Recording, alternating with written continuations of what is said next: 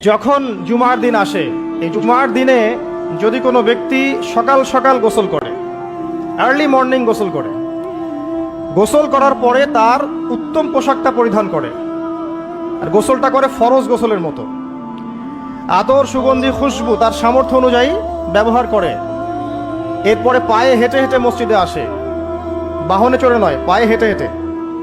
যদি আপনি অনেক দূরে থাকেন সেটা আলাদা কথা। এবং ইমামের কাছাকাছি বসে মসজিদে আসার পরে যতটুকু সম্ভব হয় সুন্নত পড়ে নিল, নফল পড়ে নিল, এরপর ইমামের কাছাকাছি এসে বসলো।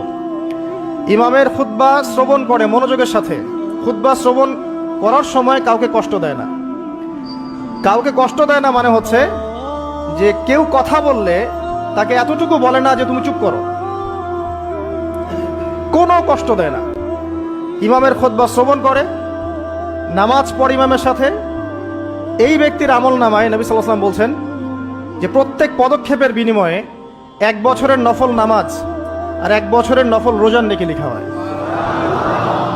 জুমার এই সমস্ত নেকি নষ্ট হয়ে যাবে যদি আমরা এখানে আদব রক্ষা করতে না পারি।